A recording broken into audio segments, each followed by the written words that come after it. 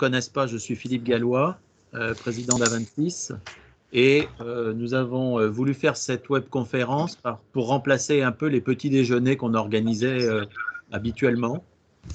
On en organisait 1 ou 2 par an en fonction de l'actualité et des sujets qui sont importants, qui peuvent intéresser nos maîtres d'ouvrage. Donc là, on a eu l'idée, grâce à ce confinement, de faire ça en visioconférence, puisque ça marche très bien et ça évite de perdre du temps dans les déplacements. Donc on a choisi cette date d'aujourd'hui pour vous parler de la loi du 8 novembre 19 et de son arrêté du 5 février 2020 avec le photovoltaïque. Et c'est pour ça que nous avons Frédéric Brutel d'Elexia qui se présentera, qui sera un des 2 intervenants, avec Thierry Gricot, que je ne présente plus, qui est associé de A26 et chef d'agence. Pour ceux qui ne connaissent pas, A26 c'est donc une société d'architecture de 180 personnes basée à Paris et en région, à Lyon, Bordeaux, Blois, Puget-sur-Argent, Le Mans, Rouen, et j'en oublie peut-être, je ne sais plus. Et nous avons un gros département logistique, environ de 25 à 30% dans notre panel de compétences. Donc, cette présentation va se dérouler en 2 temps. Premier petit exposé de Thierry sur la réglementation qui est arrivée, et un deuxième exposé après par Frédéric Brutel. À la fin de cette intervention, vous avez la possibilité de poser des questions par écrit, et on essaiera d'y répondre dans l'heure que l'on s'est prévue pour arrêter à 16h pétantes. Si on n'a pas le temps de répondre à vos questions, on y répondra par écrit dans les quelques jours qui viennent. Donc, je laisse la parole peut-être à Frédéric pour se présenter. Oui, bonjour à tous et à toutes. Merci d'être présent. Donc, Frédéric Brutel, je suis responsable grand compte donc, pour la société Elexia. Donc, Elexia est en fait un acteur du photovoltaïque. Nous réagissons en fait sur les bâtiments où on intervient pour faire de l'économie d'énergie sur des bâtiments et faire du photovoltaïque en complément pour dire de mettre de l'autoconsommation sur un bâtiment tertiaire ou logistique avec, je vous expliquerai après pendant la présentation, tous les intérêts que vous pouvez trouver aujourd'hui pour répondre à cette nouvelle législation. Je laisse la parole à Thierry. Bonjour à tous. Donc Thierry Grévaux, architecte du groupe A26. Je dirige en fait le département immobilier d'entreprise. Et notre activité, c'est les parcs d'activité, les bâtiments industriels, les bâtiments commerciaux et puis essentiellement les bâtiments logistiques. Je fais un petit rappel rapide en fait sur la loi du 8 novembre 2019, comme l'a rappelé Philippe Gallois, qui nous a tous interpellés immédiatement effectivement au niveau des productions logistiques. Je vais partager mon écran. Est-ce que tout le monde voit mon écran? Oui, très bien. Voilà. Voilà. Alors, c'est un petit rappel réglementaire rapide. En fait, sur la loi du 8 novembre 2019, et plus particulièrement les points qui ciblent en fait les bâtiments logistiques et les bâtiments à grande toiture sur lesquels peuvent être installées des installations photovoltaïques. Donc la loi du 8 novembre 2019 a été complétée par un arrêté du 5 février 2020, et la loi du 8 novembre, en 3 points, impose soit des végétalisations, soit des installations de production d'énergie renouvelable en toiture pour les bâtiments de plus de 1000 m² d'emprise de toiture et sur une surface de 30% de cette emprise. Ça, c'était les points les principaux de la loi de 8 novembre, sans préciser effectivement un certain nombre de sujets qui ont tout de suite été élevés. Et la loi donc a été complétée par l'arrêté du 5 février 2020, et non pas 2002 comme sur le texte que je vous présente, qui précise certains points. 2 points en particulier, les cas d'exonération et les modes des calculs de cette emprise des 30%. Donc les cas d'exonération concernant les bâtiments logistiques et essentiellement ceux qui sont soumis au Code de l'environnement en déclaration, autorisation ou enregistrement. Les bâtiments, sur un certain nombre de rubriques un peu exotiques, mais peu usuelles sur les bâtiments logistiques. En revanche, les rubriques 4000, qui sont fréquemment utilisées, permettent de s'exonérer de faire ces installations. Ça ne l'interdit pas, ça permet de s'exonérer. Ce n'est pas véritablement notre sujet aujourd'hui. Concernant les emprises des 30%, donc l'arrêté du 5 février 2020 a précisé un certain nombre de points sur ce mode de calcul qui était relativement flou dans la loi du 8 novembre. Donc qui permet effectivement de prendre en compte non pas 30% de la totalité des toitures, on peut soustraire effectivement de ces surfaces de toiture un certain nombre de points au regard des exigences nécessaires en matière de sécurité. Donc on parle des bandes de l'incombustible M0, on parle des zones de désenfumage, etc. Voilà. Après, il y a tout un calcul un petit peu plus particulier à faire.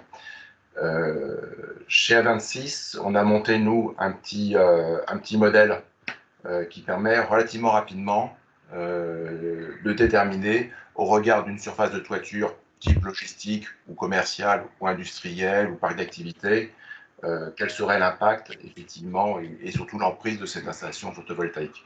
Bon, c'est une approche sommaire qui permet de visualiser un petit peu ce que serait effectivement l'emprise d'une toiture photovoltaïque minimale au regard de l'arrêté. Voilà, ça c'est à défaut d'avoir missionné effectivement un bureau d'études spécialisé qui devrait intervenir dès la conception du projet pour nous accompagner. Voilà schématiquement les impositions que nous devons prendre en compte aujourd'hui. Je laisse la parole à Monsieur Brutel pour la suite de l'exposé. Oui, je vais prendre le contrôle de l'écran. Vous me dites quand est-ce que vous voyez l'écran. C'est bon. C'est bon? Oui. Donc, en fait, dans cette problématique, vous avez compris, vous avez donc deux possibilités, soit de partir sur du photovoltaïque ou soit partir sur du végétalisé. Alors, en préambule, il faut savoir que le végétalisé est une surcharge plus importante que le photovoltaïque et est une charge financière, puisqu'en fait, il n'y a aucune source de revenus d'avoir de la végétalisation sur une toiture. Pour pallier à ça, aujourd'hui, le photovoltaïque permet de pouvoir utiliser cette loi en étant avec un produit qui peut dégager de la valeur pour le propriétaire du bâtiment. Et donc, c'est ce que je vais vous présenter. Donc, en fait, je vais prendre le contrôle des slides. Voilà. Donc, aujourd'hui, petit rappel. Nous, aujourd'hui, chez Helexia, sur le marché français, on a 350 projets en exploitation qui existent. Et tout ça pour à peu près 150 millions d'investissements et on est 120 collaborateurs et nous sommes présents sur 5 pays européens. On est présent sur la France, la Belgique, l'Italie, l'Espagne et le Portugal. Pour schématiser en fait ce qu'est le fonctionnement du photovoltaïque, il faut imaginer le photovoltaïque en fait sur un bâtiment. Donc c'est vraiment notre spécialisation d'être sur des bâtiments. Comme en fait un générateur électrique. Donc, si on peut faire très simplement une pile, une grosse pile qu'on va mettre sur la toiture et on va utiliser en fait l'énergie qui va être produite, soit en autoconsommation si on a la possibilité de consommer la production qui est faite sur la toiture. Comme dans le cas des bâtiments logistiques, souvent vous avez des grandes superficies mais très peu de consommation à l'intérieur. Le législateur a prévu des choses, il a prévu de pouvoir faire ce qu'on appelle une injection réseau. Et les injections réseau sont faites en fait par rapport à des appels d'offres qui sont faits par la Commission de régulation et de l'énergie sur le marché français. Et aujourd'hui, nous sommes à la 4e dépose des appels d'offres et on attend là pour la fin de l'année le 5e mécanisme d'appel d'offres sur cette Commission de régulation de l'énergie. Donc, l'énergie revient toujours sur un compteur électrique ou sur un transformateur et après, l'énergie est consommée en local ou réinjectée sur le réseau. C'est ce qu'on voit aujourd'hui sur le graphique. Alors, je ne sais pas si vous voyez ma flèche. En fait, ici, voilà, le tableau. En fait, on a un tableau basse tension. On réinjecte dans le tableau général basse tension du bâtiment et on consomme. Si jamais on a trop de consommation, ce tableau basse tension ou transformateur, si on est un peu plus puissant, on va le rejeter directement sur le réseau. Voilà pour le principe. Au niveau de la réglementation, sur le marché français, il faut savoir que la puissance des parcs solaires aujourd'hui est un peu inférieure à 7 MW. Et l'objectif qui avait été lancé, en fait, c'est une combinaison de lois, en fait, le photovoltaïque, hein. Là, vous êtes contraint, en fait, par rapport à la loi de mettre aujourd'hui soit du photovoltaïque, soit de la biodiversité sur ces toitures-là. Mais il faut savoir que c'est quelque chose qui est bien avancé par rapport à ça et qui rentre, en fait, dans la programmation pluriannuelle, ce qu'on appelle le PPE. Et donc, on était sur le PPE 2016 qui donnait deux objectifs à la France. Fin 2018, d'avoir 10,2 gigawatts de production solaire sur les bâtiments et 2023 d'avoir 20,2 gigawatts, probablement une fourchette de 18 à 20,2 gigawatts sur ça. Aujourd'hui, on est en retard par rapport à cet objectif et c'est pour cette raison aujourd'hui que l'État oblige à faire des choses, notamment sur les toitures d'installer du photovoltaïque et aussi aide aussi avec des mécanismes d'appel d'offres de pouvoir développer parce que en fait, ce qui se passe aujourd'hui sur le marché français, que vous soyez à Marseille ou à Lille, vous n'avez pas les mêmes rendements sur les centrales photovoltaïques. Je vais vous expliquer un peu les mécanismes de compensation. Sur la réglementation, en fait, donc le législateur a choisi en fait plusieurs catégories. Donc, il faut savoir que selon la puissance de votre centrale et selon ce que vous allez mettre, si vous allez utiliser en fait une toiture ou des ombrières, vous avez en fait des mécanismes qui sont complètement différents. Le premier mécanisme, c'est ce qu'on appelle le FIT, c'est le feed-in tarif. Aujourd'hui, c'est des petites centrales qui font 100 kg. Il faut savoir que pour 100 kg, il vous faut à peu près 600 mètres carrés de toiture pour vous donner un ordre de grandeur de ce que ça représente. Et pour ça, aujourd'hui, le législateur a décidé que si on mettait une petite toiture, il y avait un tarif de rachat qui était négocié automatiquement et vous vous inscrivez, vous avez le droit au tarif de rachat. Donc ça, celui-là, on ne va pas trop en parler parce que ça représente pas beaucoup de choses. C'est les autres mécanismes qui sont plus intéressants pour vous. Et donc, en fait, dans ce tableau, en fait, vous avez les 4 autres mécanismes sur lesquels vous pouvez en fait concourir avec des dates d'appel d'offres. Sur les toitures et ombrières, vous avez la possibilité d'avoir des primes à l'autoconsommation. Quand vous autoconsommez votre énergie, on va vous donner de l'argent, on va vous donner une prime pour compenser en fait la différence entre le tarif de rachat que vous allez avoir et votre autoconsommation solaire. Et ensuite, vous avez des possibilités d'avoir soit des prix de rachat ou des compléments de rémunération selon les différents cas qu'on voit énoncés là sur le slide. Donc, j'ai mis en exergue deux cas exacts, hein. Celui où on a des ombrières de parking ou des toitures de 100 kg à 8 mégas. Donc, ça, c'est vraiment quelque chose aujourd'hui sur lequel on répond fortement. Vous voyez qu'il y a des périodes qui sont au niveau des appels d'offres. Donc, la dernière période était au 6 juillet, mais elle a été modifiée récemment avec le protocole Covid. Elle sera en septembre.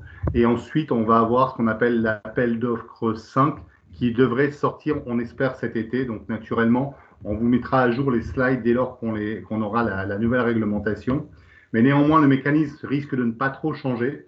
C'est-à-dire qu'en fait, le mécanisme, c'est des enchères inversées style hollandaise, où en fait on va avoir un prix d'achat, il va y avoir deux valeurs en fait qui vont être prises dans cette enchère pour être retenue. Vous allez avoir d'abord le prix que vous allez déposer en fait votre énergie, dire à combien je produis mon énergie. Ça va vous donner des points, ça va vous donner 70 points. Et après une évaluation carbone simplifiée, c'est-à-dire si vous utilisez des panneaux chinois ou des panneaux qui ont été fabriqués en Europe ou en France, vous avez une pondération en fait de votre note par rapport à ça, ce qui vous permet en fait de passer. Il faut savoir que dans 95% des cas, on répond toujours avec des panneaux européens ou français pour lieu d'avoir les 30 points. Et à la fin, c'est plus que le prix qui change en fait, si vous êtes retenu ou pas. Et naturellement, à chaque fois, vous avez des puissances cumulées appelées. Alors, quand on est sur la logistique, il faut faire attention parce que vous avez tout de suite des très grosses centrales. Donc, il suffit qu'il y ait 15 ou 20 dossiers qui ont été déposés sur la même période. Et on peut en fait dépasser la puissance cumulée appelée. Et donc, dans ces cas-là, c'est les premiers 75 mégawatts meilleur marché qui seront pris en fait dans l'appel d'offres. Le prix indicatif ici de 0,74 à 114 € du mégawatt. Il faut savoir qu'aujourd'hui, les derniers appels d'offres qui ont été déposés, la moyenne des projets était à 83,5 pour vous donner un ordre de grandeur.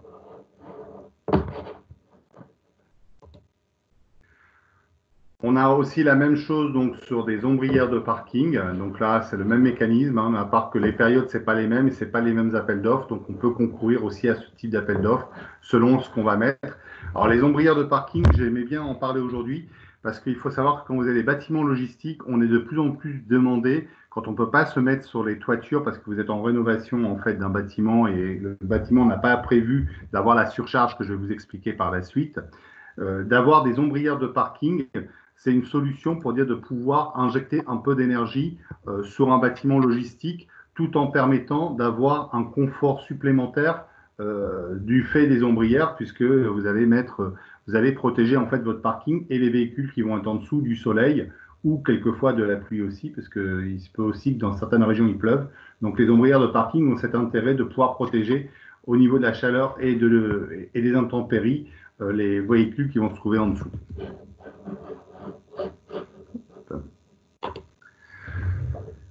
Concernant le contexte et la réglementation, là j'ai essayé de schématiser un petit peu comment ça fonctionnait. Donc aujourd'hui, on fait ce qu'on appelle une SPV, donc une société qui va être dédiée en fait à la centrale photovoltaïque, pour laquelle en fait on va demander soit une prime à l'autoconsommation, soit un tarif de rachat donc au niveau de la CRE. Et derrière, en fait, on va avoir le consommateur final qui va en fait soit avoir une redevance si jamais il ne consomme pas l'énergie, soit avoir la mise à disposition de l'énergie qui va être produite. Mais on passe toujours en fait par une société qui va être entre les deux pour dire de pouvoir avoir en fait ce mécanisme de pouvoir revendre l'énergie, de mettre à disposition l'énergie au consommateur final. Il faut savoir qu'en France, le marché est réglementé. Et comme il y a une réglementation sur la production d'énergie, pour être producteur d'énergie, à part des gens comme EDF, Engie, les autres seront obligés de mettre à disposition l'énergie pour les clients. Mais ça revient exactement à la même chose.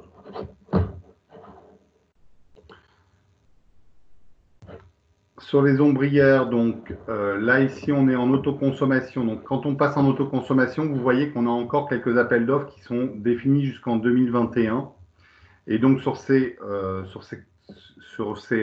appels d'offres, aujourd'hui, on demande d'avoir un taux d'autoconsommation qui est supérieur à 50%. Donc il faut que la différence entre l'énergie qui sera produite et l'énergie qui sera consommée soit supérieure à 50% pour dire de pouvoir y concourir.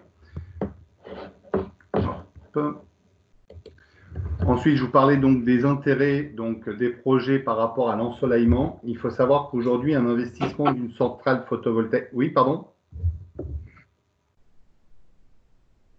Je continue. Donc, en fait, le photovoltaïque en France, comme ce sont des mécanismes d'appel d'offres qui sont nationaux, et il y a un intérêt plus important de pouvoir porter des projets sur, je dirais, un grand sud-est de la France, parce qu'en fait, vous avez une production solaire qui est plus importante. Là, les chiffres que vous trouvez ici, ce qu'on appelle des kilowattheures par des kilowatts crête, c'est en fait le nombre d'heures d'ensoleillement que vous avez sur les zones.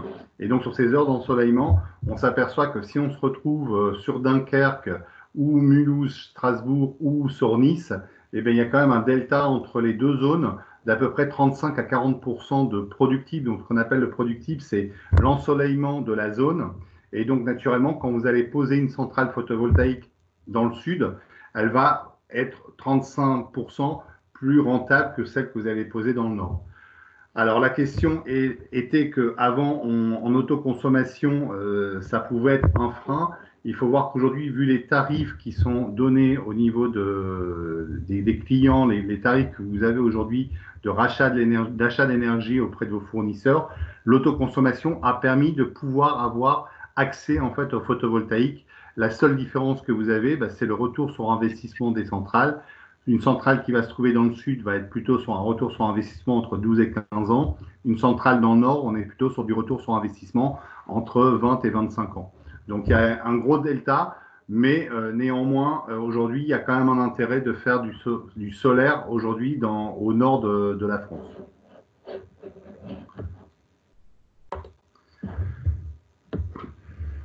Donc, bon, on l'avait dit tout à l'heure avec Thierry, donc sur la reconquête biodiversité, donc c'est vrai qu'aujourd'hui, donc sur les bâtiments, il y a deux possibilités de faire, hein. C'est soit on met du photovoltaïque, soit on met de la biodiversité. La différence, c'est que vous avez une double surcharge pour tout ce qui est biodiversité. L'énergie solaire aujourd'hui est nettement plus légère. Et l'avantage, c'est que vous amenez une valeur au bâtiment et aussi une valeur à vos projets. C'est ce que je vais vous présenter là. C'est-à-dire que quand vous mettez une centrale photovoltaïque à un endroit, il va y avoir en fait de la production solaire et la production solaire va avoir un régime de taxes qui va être en fait donné soit à des collectivités locales, soit à des communes, soit au département ou soit aux régions. Donc, pour faire passer des projets, par exemple, quand on a des projets qui sont un petit peu touchy dans certaines régions, c'est aussi de faire un peu de lobbying auprès des mairies ou des départements pour dire, mais attendez, les projets qu'on vous amène vont créer de la valeur sur toute la durée de la centrale photovoltaïque. Une durée de vie de centrale photovoltaïque, c'est entre 30 et 40 ans. Il faut savoir que les panneaux aujourd'hui sont garantis 25 ans, donc on n'a pas de problème sur les panneaux photovoltaïques. Et une centrale photovoltaïque, jusqu'à 35 ans, on n'a aucun souci.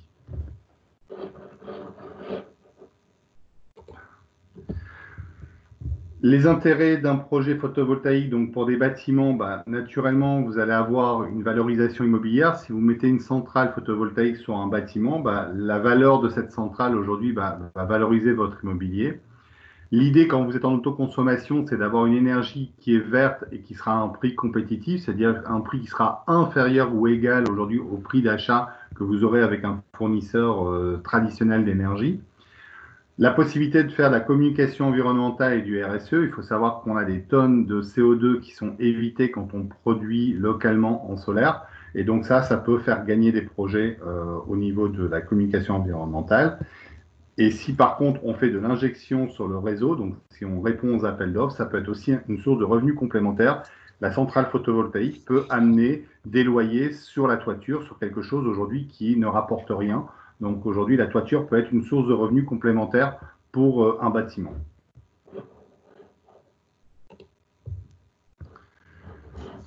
Sur les solutions techniques préconisées, donc là, j'ai essayé de vous expliquer rapidement à quoi on pouvait s'attendre aujourd'hui sur une centrale photovoltaïque. Donc, il faut savoir qu'une centrale photovoltaïque ne va pas prétendre à changer l'étanchéité d'un bâtiment. On va venir se poser en fait sur une étanchéité. Donc aujourd'hui, on va venir se poser avec des rails et mettre des panneaux légèrement inclinés pour récupérer un peu plus de lumière, d'ensoleillement que quand ils sont à plat. Et donc l'idée, c'est pour avoir une centrale photovoltaïque, il faut dès le départ prévoir en fait certains prérequis que vous retrouvez ici en fait dans le slide, où il faut prévoir 20 kg au mètre carré supplémentaires en surcharge de toiture, un isolant de classe C, et ensuite mettre une membrane d'étanchéité, soit en PVC ou bitumeuse renforcée. Et donc tout le système doit être comporté au feu en Beyrouth T3. Et donc c'est tout le système en fait qui donne en fait l'accréditation pour dire d'avoir ou non la possibilité de mettre une centrale photovoltaïque. J'attire bien votre attention quand vous êtes au niveau de la construction, au niveau des études, de bien tenir compte de tout ça, notamment la surcharge de 20 kg au mètre carré, qui n'est quand même pas neutre, je veux dire, aujourd'hui, sur des bâtiments. Mais dès lors qu'elle est prévue dès le départ, je veux dire, elle peut rentrer facilement dans le budget. Et une centrale photovoltaïque peut aussi contribuer au supplément que vous allez avoir sur une toiture, puisqu'elle va dégager de la valeur. On peut imaginer que la différence entre une toiture normale et une toiture, ce qu'on appelle PV ready, soit prise en partie ou tout en partie selon la zone géographique où on se situe. On peut prendre ces charges aujourd'hui pour dire d'avoir cette toiture en prérequis. Deuxième possibilité, quand on est sur du système de bac acier, donc c'est de venir se fixer directement sur le bac acier.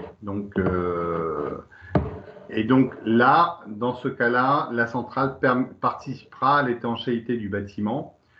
Et donc, on aura directement les rails de fixation qui seront directement mis sur les bacs.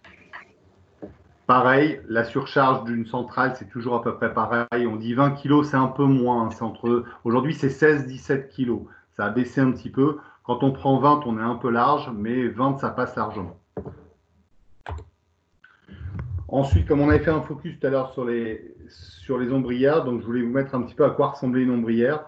Donc ça, c'est un schéma type d'une ombrière. Donc on voit que bon, ça prend 10 mètres de large, hein. On peut dépasser légèrement au-delà pour protéger en fait les piétons qui vont passer devant et derrière les véhicules. Et souvent, elles sont placées avec une pente de 5 à 10 degrés pour dire de récupérer le maximum de soleil. Et naturellement, sur les ombrières, on s'occupe de faire aussi la descente des eaux pluviales et la récupération des eaux pluviales pour éviter d'avoir des problématiques d'eau pluviale à gérer par la suite. Là, donc je vous ai remis toutes ces problématiques en fait d'ombrières, hein, avec la gestion des eaux pluviales, représentatif de ce que c'est quand on s'installe aujourd'hui sur un parking qui existe déjà. Il faut savoir que les pieds qu'on va mettre pour installer les ombrières, ça représente un carré de 50 cm par 50 cm. Hein. Les solutions qui peuvent être proposées aussi quand vous faites des parkings, naturellement, les ombrières, on peut rajouter en fait aujourd'hui de plus en plus de bornes de recharge électrique, c'est demandé de plus en plus. Des afficheurs numériques pour de faire une communication au niveau des clients finaux pour voir exactement à quoi correspond aujourd'hui la production et la consommation d'un site. Et après, bon, quand on fait des magasins, on peut faire aussi en fait du guidage à la place. Donc aujourd'hui, on peut intégrer tous ces systèmes-là sous les ombrières et avec les ombrières et participer en fait à un produit qui est complètement complet pour les parkings. Hop. Ensuite, sur tout ce qui est centrale photovoltaïque, aujourd'hui, on nous demande de s'occuper du recyclage des panneaux en fin de vie, comme tout produit électronique, en fait. Donc, il y a une association qui a été créée il y a quelques années qui s'appelle PV Cycle, sur laquelle nous, on contribue sur chacune de nos centrales. Et donc, en fait, le coût du recyclage des panneaux est déjà prévu dès le départ dans l'intégration d'une centrale photovoltaïque. Et donc, en fait, la seule chose que le client a à faire à la fin de vie de sa centrale, quand la centrale ne produit plus, donc dans 35-40 ans, c'est de démonter les panneaux et des bennes de recyclage viendront rechercher les panneaux pour être recyclés et le recyclage est pris en charge directement. Et dans certains cas, on peut déjà aussi prévoir le démantèlement de la centrale moyennant finance au bout de la 35e ou 40e année, dès le départ dans le projet, si le client veut déjà intégrer, pour dire d'avoir aucun coût sur ce type de projet à la fin. Là, j'ai essayé de vous mettre un petit peu à ce que ça représente aujourd'hui une centrale quand on fait une injection réseau. Il faut savoir que le prix d'énergie aujourd'hui va augmenter. Sur 35-40 ans, on peut imaginer que le prix d'énergie sera pratiquement doublé dans 25 ans. Et donc, une centrale photovoltaïque dans 20 ou 25 ans, quand on va récupérer la centrale, vous allez avoir en fait pour 1 gigawattheure de production, elle produira encore 80% de sa production. Et donc, dans ce cas-là, vous aurez en fait un actif de production qui représentera à peu près pour 1 gigawattheure 160 kg par an. Donc, c'est une source de revenus annuelle à la fin de la centrale que vous récupérez. Dans l'autre cas, quand on est en autoconsommation, en fait, on retrouve en fait une production, une consommation du bâtiment qui se retrouve ici. Et ensuite, vous allez avoir votre production solaire.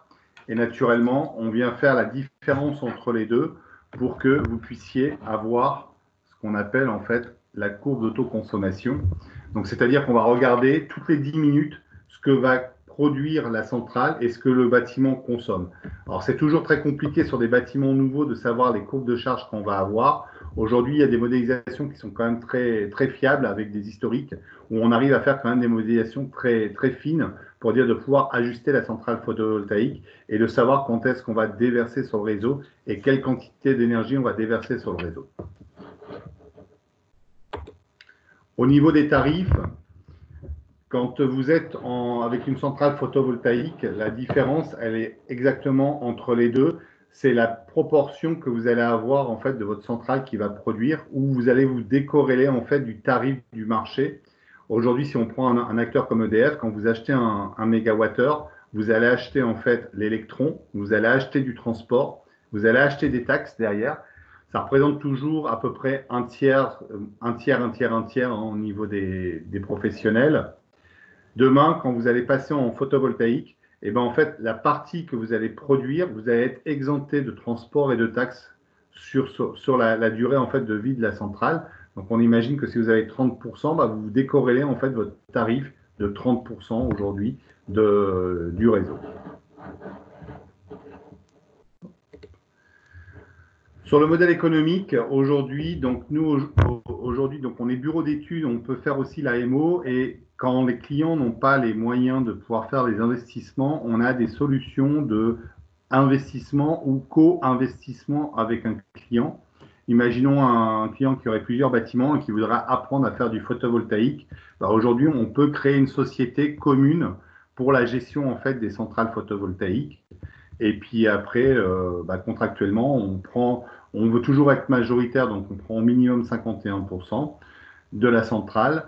Et après, donc la personne qui le ferait avec nous, aurait une participation de la centrale et aurait vraiment un livre ouvert sur la gestion de son actif. L'idée, c'est que nous, aujourd'hui, on sait déjà faire le financement de ces centrales. Donc, on investit 20% à peu près de fonds propres d'une centrale photovoltaïque et on va lever à peu près 80% de dette bancaire. Et derrière, on a créé en fait une société de maintenance qui va pouvoir faire la maintenance et l'exploitation de la centrale, chose qui est super importante. On peut avoir la plus belle centrale photovoltaïque du monde. Si elle n'est pas bien gérée, si elle n'est pas bien exploitée, eh ben, elle peut ne pas produire ce qu'elle était prévue d'être produite. Nous, aujourd'hui, on a un bureau qui est composé d'une dizaine de personnes et qui va screener en fait toutes les centrales tous les jours et de vérifier que le productible de la centrale est celui qui correspond à la zone sur laquelle il est aujourd'hui. Et on fait des comparatifs avec les ensoleillements quotidiens de chacune de nos centrales pour pouvoir faire les préventifs, notamment sur les périodes d'été où ça produit beaucoup, pour éviter d'avoir des pannes qui pourraient durer 15 jours, 3 semaines avant d'être repérées. Hop, ça, j'en ai bientôt fini. Sur les accompagnements aujourd'hui, donc sur les appels d'offres creux, ça fait donc presque 6 ans qu'on répond aux appels d'offres creux. On a 90% de réussite, je veux dire, sur ces appels d'offres. Les quelques pourcentages qui manquent par rapport aux 100%, ça peut être des problèmes de tarifs, des clients qui nous demandent des tarifs qu'on n'arrivera pas à avoir. Hein. Si la moyenne est à 83 et que le client a voulu déposer à 90, il est maître de déposer à 90. Simplement, c'est que bon, si le marché n'est pas à ce prix-là, il n'obtient pas l'appel d'offres, ce qui n'empêche pas qu'on peut reposer l'appel d'offres suivant. Donc, c'est aussi une stratégie d'essayer de trouver le bon prix par rapport au délai qu'on va avoir pour construire la centrale. Un accompagnement de A à Z, c'est-à-dire que nous, on peut vous faire tout l'accompagnement sur la partie administrative, ingénierie technique, financière, juridique et construction. C'est super important de voir tous les domaines administratifs. Quand vous faites une centrale photovoltaïque, vous avez des contacts avec la DREAL, avec le S10, donc les pompiers, avec les mairies, des communautés de communes, et puis après avec d'autres intervenants. Et donc ça, c'est les choses qu'on maîtrise aujourd'hui et qu'on est capable de vous amener. La supervision et la maintenance, c'est ce que j'expliquais tout à l'heure avec Exiel. Donc aujourd'hui, on est capable de faire la gestion en fait et la maintenance de nos centrales. L'efficacité énergétique et les audits, quand on fait des centrales sur des bâtiments qui sont déjà existants, on vous fera un audit énergétique et des propositions de réduction de l'énergie avant de votre bâtiment, avant de pouvoir mettre une centrale photovoltaïque. Parce que si on part sur une centrale photovoltaïque de 15 à 20 ans, si vous faites des changements de consommation dans quelques années, eh ben, il est super important de se faire tout de suite avant la centrale plutôt qu'après.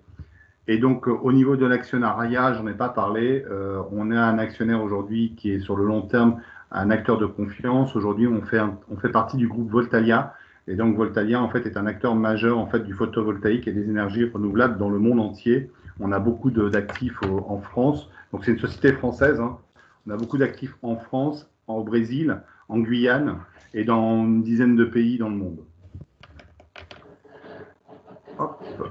Sur chacune de nos centrales, on va pouvoir aussi faire de la communication avec nos clients, c'est-à-dire qu'on s'occupe aussi de tout ce qui est communiqué de presse, hein, si le client veut le faire, et des photos, des prises aériennes pour dire de pouvoir faire du complément. Donc ça, c'est des petits services qui sont en plus. Et là, je vous ai mis donc deux, trois exemples de projets qu'on a fait. Donc là, en l'occurrence, on a fait un gros projet. C'est le premier bâtiment en énergie positive de France qui se trouve à Perpignan. C'est un bâtiment en fait qui va produire plus que ce que le bâtiment va consommer. Alors celui-là, il est en appel d'offres creux, mais bon, en moyenne, tous les ans, la centrale qui est sur cette toiture produit plus que ce que consomme le bâtiment. À l'intérieur, il y a un boulanger et un kiabi, et les deux magasins n'arrivent pas à consommer tout ce que la production et tout ce que produit en fait le bâtiment. Ensuite, je vous ai pris un exemple en fait d'un entrepôt agricole, donc qui est une très grosse centrale de 2,5 MW. Hein. C'est très très gros ça. Donc aujourd'hui, qui est complètement complète. Donc ça, on est dans l'Isère, donc on est avec des ensoleillements qui sont très bons. Hein. Donc là,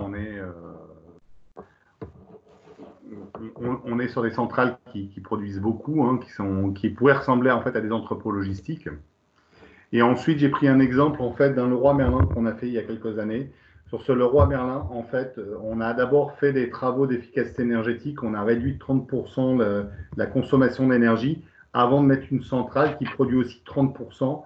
Donc aujourd'hui, ils ont vu leur facture au bout de 5 ans de 30% sur le réseau et 30% validé donc, par la centrale photovoltaïque et 30% d'économie. En sachant que l'énergie en Italie est pratiquement 1,5 fois plus chère qu'en France. Ils étaient assez contents du projet. Et voilà, j'en ai fini pour la présentation. Je vous laisserai mes coordonnées. La présentation, je la laisse sur le lien. Donc, je pense qu'on va pouvoir passer aux questions si vous en avez. Merci Frédéric d'avoir été ponctuel. Oui, j'ai essayé. Je suis passé assez vite. Hein, donc, non, mais c'est bien, c'est bien. Ça permet d'avoir une vingtaine de minutes de questions. Vous pouvez les poser par écrit. Je vais peut-être commencer par une première question qui, à mon avis, devrait être posée, c'est la surcharge et le prix. Il est vrai que nous, en tant qu'architectes, il y a 2 ou 3 ans, on adorait, on a essayé de mettre de la végétalisation sur les projets. On s'est aperçu qu'avec 60 à 65 kilos de surcharge, ça coûte cher. Et finalement, en dehors de 1 ou 2 projets où on nous demande une 5e façade pour une raison X ou Y de patrimoine, bâtiment ancien à proximité, on a beaucoup de mal à en faire. Et que les seules végétalisations qu'on a pu faire, c'est sur des locaux techniques ou des bureaux. Donc, c'est vrai que le photovoltaïque avec entre 15 et 20 kilos au mètre carré, à votre avis, Frédéric, quel est l'impact du prix sur un bâtiment classique, sans photovoltaïque aujourd'hui? Je n'ai pas l'impact exact du prix parce que bon, moi-même, je ne fais pas les toitures. Par contre, de ce que j'en sais, parce que bon, on a quand même pas mal de clients qui les regardent aujourd'hui, hein, on est sur des impacts qui sont très maîtrisés, d'une vingtaine d'euros au mètre carré.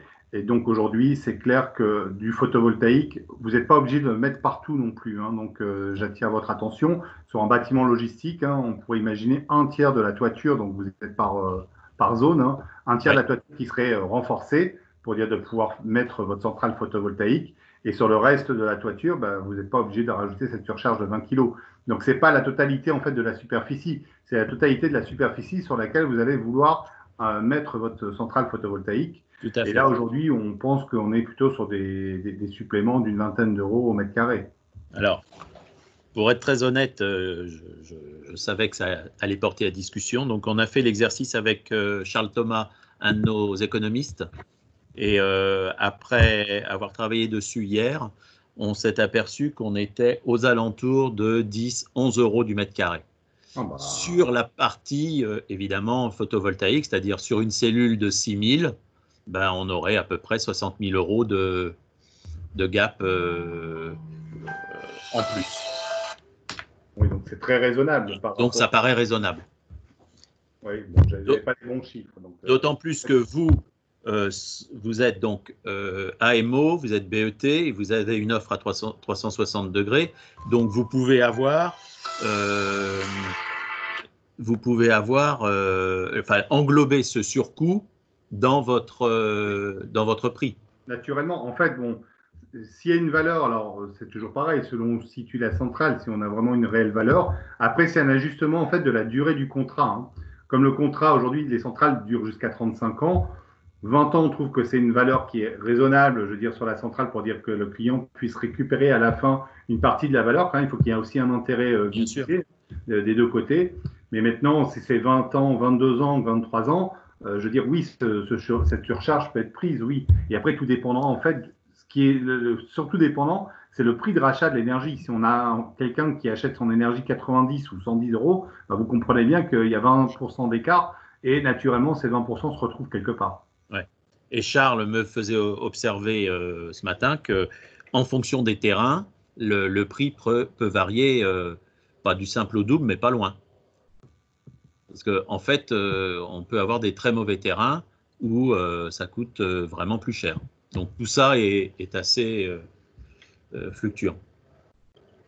Et on a la même chose pour les ombrières. Hein. Les ombrières dépendent de à combien on doit aller mettre les pieux pour tenir la centrale. C'est une des questions que j'avais cette semaine avec un supermarché. La moyenne, c'est 7-8 mètres, mais bon, là, on était obligé, c'est un terrain qui était un peu plus meuble. On a dû descendre à 12-13 mètres, ben, automatiquement, c'est pas le même coût. Ok. Vous avez une autre question là, Frédéric de Branco-Varicac. Alors oui, j'ai un aperçu du règlement d'installation de gestion.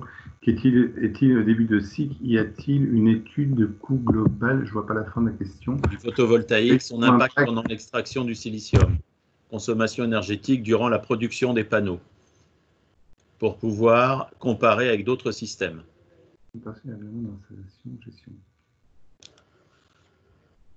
Branco, tu veux expliquer un peu ta question? Oui. Pour pouvoir choisir du photovoltaïque, on n'a pas une vision globale de son coût. Vous voyez ce que je veux dire? Parle un peu plus fort du micro, près du micro, s'il te plaît.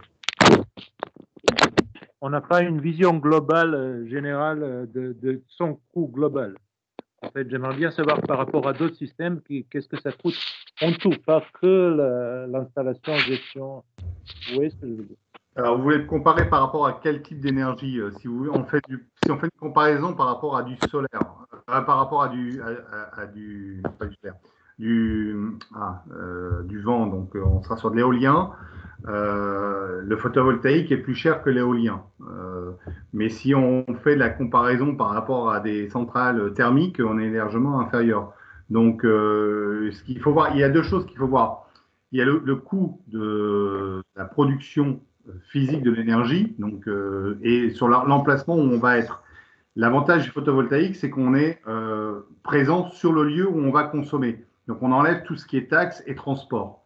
Par contre, quand vous faites par exemple de l'éolien, si vous le faites en offshore, ça coûte pas cher. Le seul problème, c'est qu'il faut le rapatrier. Donc au niveau du TUR, vous allez être massacré. Par contre, si vous faites de l'éolien sur les bâtiments, ça, on a fait aussi des études sur les éoliens du bâtiment, bah, le photovoltaïque est 4 fois moins cher.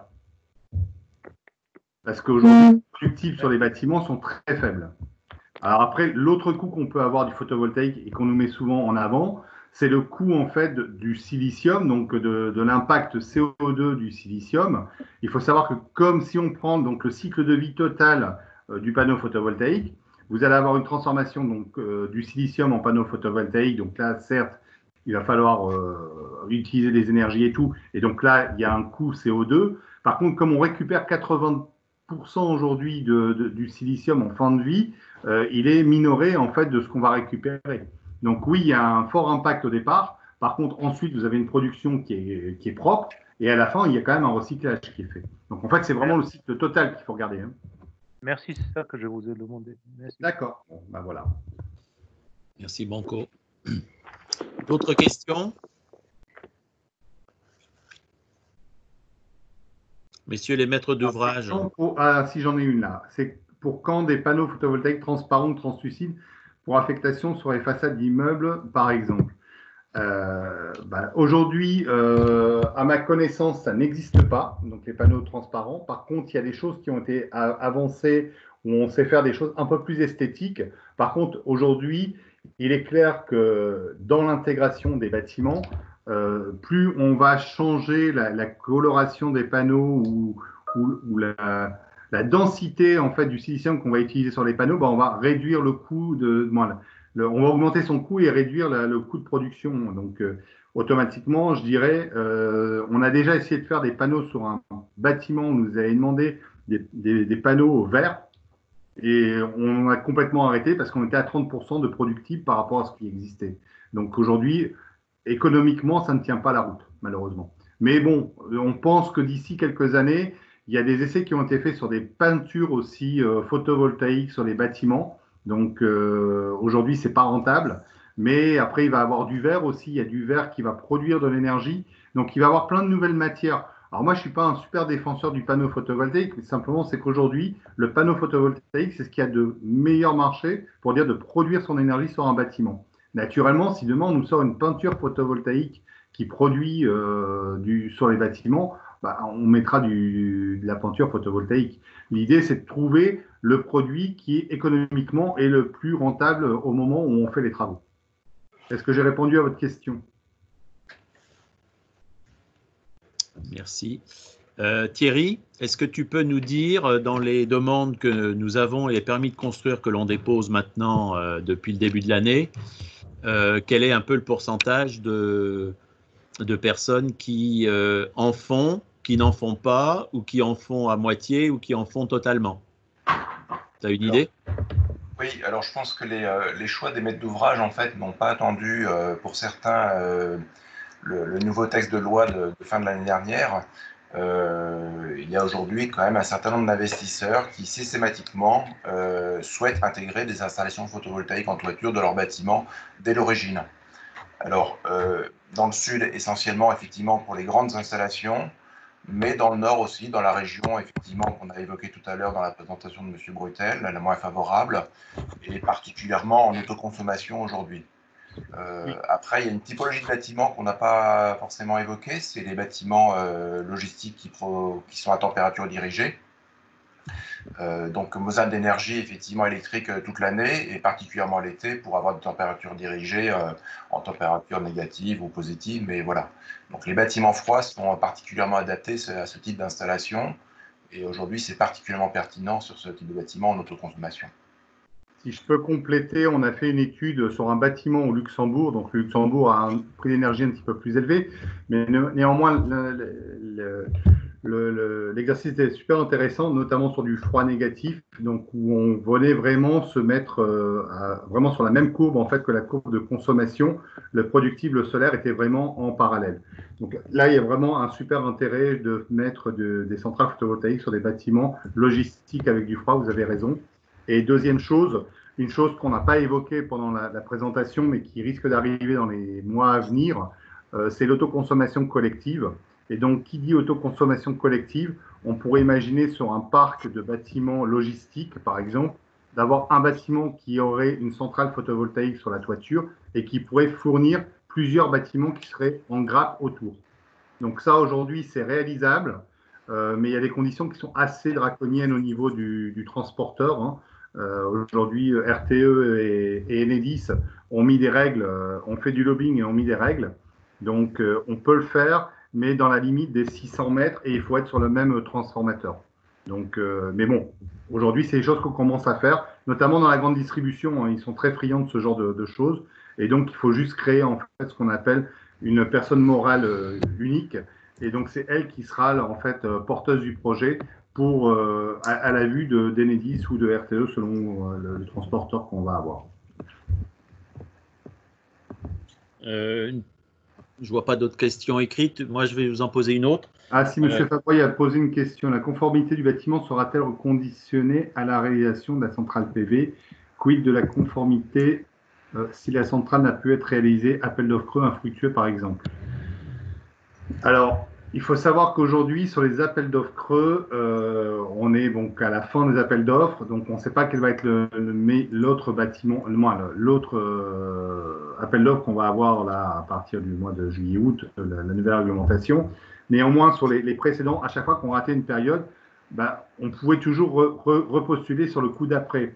Maintenant, par rapport à vos déposes de permis de construire ou par rapport au conditionnement de réalisation de bâtiments, il est clair que si vous avez évoqué que vous mettiez du photovoltaïque, oui, ça peut être retoqué si vous ne le mettez pas. En fait, l'appel d'offres creux est en fait une modalité pour dire de pouvoir mettre votre photovoltaïque et non pas une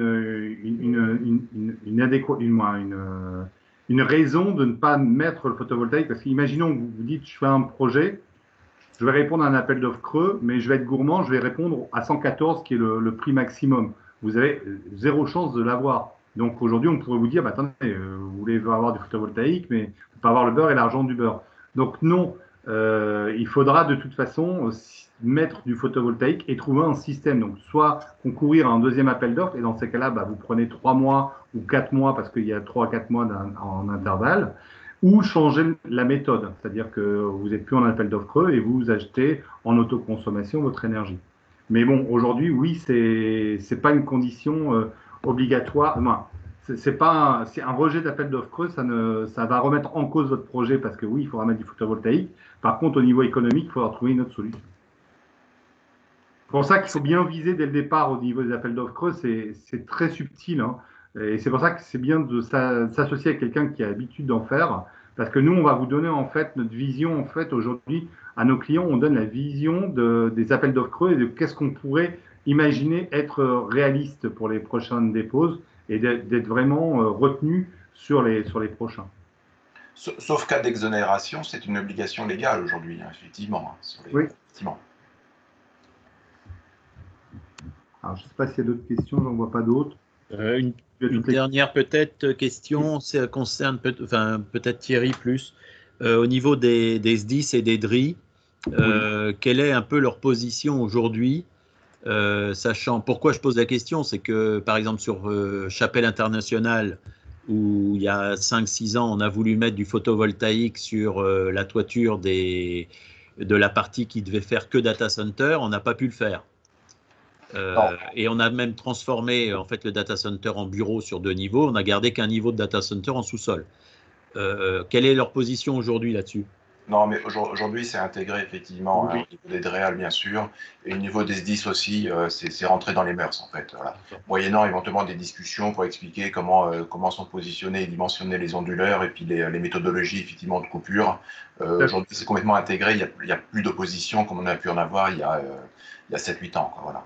Il faut savoir que nous, on a travaillé avec le S10 du Var, qui est le plus compliqué aujourd'hui sur le photovoltaïque, c'est ceux qui embêtent le plus le monde. Et donc, la méthodologie qu'on a mise en place avec le S10 du Var est repris en fait comme exemple en fait pour l'ensemble des S10. Donc bon, pas dire qu'on n'a pas de problème avec les pompiers, mais de toute façon, c'est toujours en début, on pose toujours la question aux pompiers, et c'est pour ça que je vous dis qu'il y a quand même pas mal de démarches à faire au départ d'une centrale, parce que les pompiers peuvent être un frein aujourd'hui. Mais c'est maîtrisé aujourd'hui, même sur des ICPE, on sait mettre du photovoltaïque sans aucun problème. Ok. Il y a une dernière question. Sur coût d'extinction feu. Oui. Alors, tout dépend en fait des assureurs. Il n'y a pas vraiment de règles. Aujourd'hui, nous, on travaille beaucoup dans la grande distribution. Aujourd'hui, nous, on paye l'assurance sur notre centrale photovoltaïque. Donc, en fait, quand il y a un litige, qui peut être un litige juste d'étanchéité sur la toiture, et ben, en fait, les assurances s'arrangent entre elles. Et normalement, aujourd'hui, on a vu avec un gros promoteur, ils n'ont pas de surcoût d'assurance sur la partie photovoltaïque. Ok. Une dernière question, Thierry. Pouvez-vous rappeler les types de bâtiments et la surface des bâtiments concernés par la loi Elan? Alors, les bâtiments, c'est tous les bâtiments logistiques, d'activités tertiaires, commerciaux, artisanat, industriel, à partir de 1000 m² d'emprise de toiture. Alors qu'on parle effectivement de mètres carrés d'emprise de toiture, c'est la projection au sol effectivement de la toiture du bâtiment, éventuellement des appentis, des abris couverts, etc. C'est la totalité effectivement qu'il faut prendre en compte. Moi j'avais une question à M. Brutel. Est-ce qu'on a aujourd'hui une idée un peu de la courbe d'évolution du prix de la fourniture du panneau photovoltaïque? Est-ce qu'aujourd'hui il y a un effet de massification qui permet de dire que le coût au mètre carré est plutôt descendant qu'ascendant? Alors, il est encore descendant, il le sera. Alors, je vais pouvoir vous mettre une étude qui a été faite il y a quelques années, sur laquelle on s'appuie toujours, parce qu'en fait, elle est plutôt bonne, parce qu'on est vraiment dans les bons coûts aujourd'hui. Elle a été faite il y a 5 ans, mais si on regarde les prix de 2020, on est bon dans les prix de vente d'énergie et dans les prix de production de solaire. Il faut savoir que le gros du chemin a été fait, c'est-à-dire qu'on a quand même beaucoup baissé le prix du solaire. Aujourd'hui, le solaire devient compétitif en autoconsommation sur des bâtiments par rapport à des prix de thermique et nucléaire. Donc, on a quand même fait un grand pas. Il faut savoir que, par exemple, quand on fait des centrales au sol, le prix de revient d'une centrale au sol, elle est pratiquement identique à celle du nucléaire en France. Donc, c'est pas neutre, hein. Après, ce qui est dangereux, en fait, toujours en énergie, on compare en fait du prix d'électrons et du prix d'électrons rendu sur un lieu. C'est-à-dire que vous avez toujours ce système de taxes et d'impôts qui peuvent être mis en place à chaque fois par le législateur. Et donc, à chaque fois qu'il y a quelque chose qui va être très intéressant, il va être rattrapé par des taxes. Donc, si on descend trop fort au niveau du photovoltaïque, à un moment, on va nous taxer. Et donc, on sera moins compétitif. Donc, je pense qu'il ne faut pas viser sur une grande baisse du prix de l'énergie photovoltaïque. Par contre, qu'ils deviennent compétitifs en autoconsommation, oui, c'est le cas et ça va être le cas de plus en plus. Néanmoins, à chaque fois qu'on dit à nos clients, est-ce qu'il est intéressant de le faire maintenant ou attendre dans 5 ans? Eh bien, naturellement, le plus vite c'est fait, mieux c'est fait. Une construction de centrale photovoltaïque, quand on est en autoconsommation, on est entre 9 et 12 mois. Quand on est en appel d'offres creux, on est entre 15 et 18 mois pour la production. Donc, si on parle aujourd'hui d'une centrale photovoltaïque, on parle de quelque chose qui va être déposé entre mi-2021 et début 2022. Donc, l'énergie aura encore changé. Les coûts d'énergie en France, aujourd'hui, depuis 2001, donc depuis qu'il y a eu l'ouverture du marché, on est à peu près à 2,75% d'augmentation en moyenne. Alors, tout dépend en fait des tarifs que vous avez, si vous êtes du particulier, de la petite et moyenne entreprise, de la grande entreprise. Mais de toute façon, tout le monde a eu entre 2 et 3% d'augmentation. Dernière question, vous parliez d'une nécessité de BRUF T3, système complet, n'est-ce pas uniquement pour les ICPE? Non, en fait, le BRUF T3 est obligatoire parce qu'on est en. Alors, je ne suis pas super technicien, mais je vais vous donner ma réponse et je ferai vérifier quand même ma réponse par mon bureau d'études. On doit être en BRUF T3 parce qu'on est sur on est sur un local technique, en fait. On est sur quelque chose qui a produit dans l'énergie et donc il faut avoir une isolation BRUF T3 à cause de ça. Et c'est pour tous les bâtiments et pas simplement les ICPE. Ça, j'en suis quasiment sûr. Mais je vais quand même reprendre la question et vérifier et je vous répondrai personnellement et sur le lien si jamais ma réponse n'est pas bonne. Mais j'en suis quasiment sûr. Pour compléter, moi, pour revenir sur l'investissement, le retour d'expérience qu'on a aussi avec certains de nos clients investisseurs, c'est même si aujourd'hui ils n'installent pas des centrales photovoltaïques sur leur toiture ou sur leur ou en partie ou en totalité, beaucoup intègrent effectivement les prérequis techniques en structure, classe d'isolant, étanchéité, pour ultérieurement pouvoir le faire, quoi. Je pense que l'idée sous-jacente, c'est d'imaginer que dans un futur relativement proche, une installation logistique qui ne sera pas équipée d'une toiture photovoltaïque sera un peu, entre guillemets, déclassée, comme ça a été un peu le cas, effectivement, il y a 10 ans, sur les bâtiments logistiques qui n'avaient pas une certification HQE, BREEAM ou LEED, etc., ne sont plus un actif, quoi, sont des actifs un petit peu déclassés. Voilà. Donc je pense qu'il y a quand même, c'est quand même dans le sens de l'histoire, d'imaginer qu'aujourd'hui, une installation logistique sans toiture photovoltaïque, en autoconsommation ou plus large, ne soit pas réalisable. Mais ils le font sur un tiers du bâtiment? Non, il y en a qui investissent sur la totalité. La totalité? Oui. D'accord. Maintenant, moi, je fais l'avocat du diable en me baladant souvent en France. Et il était anormal que toutes ces superficies aujourd'hui de toiture n'étaient pas assujetties à faire quelque chose pour le photovoltaïque. Parce qu'on voit aujourd'hui qu'on a beaucoup de difficultés à trouver des grandes surfaces pour dire de pouvoir mettre du photovoltaïque. Et d'avoir ouvert cette obligation, je veux dire, ça va dans le sens de l'histoire, de dire de pouvoir produire quand même massivement en fait du photovoltaïque. Alors certes, c'est une charge, on est d'accord, mais néanmoins, ça a quand même un intérêt aujourd'hui de pouvoir faire du photovoltaïque et d'aller dans les obligations qu'on a au niveau de l'Europe de réduire notre impact CO2 pour 2030. Parfait. Écoutez, merci à nos deux intervenants. Et puis, merci à tous ceux qui ont participé à cette webconférence. Je vous souhaite un très bon week-end à tous. Je mettrai donc à disposition donc la présentation et je remercie la présence de tout le monde. Merci à tous. Merci, au revoir. Au revoir. Au revoir.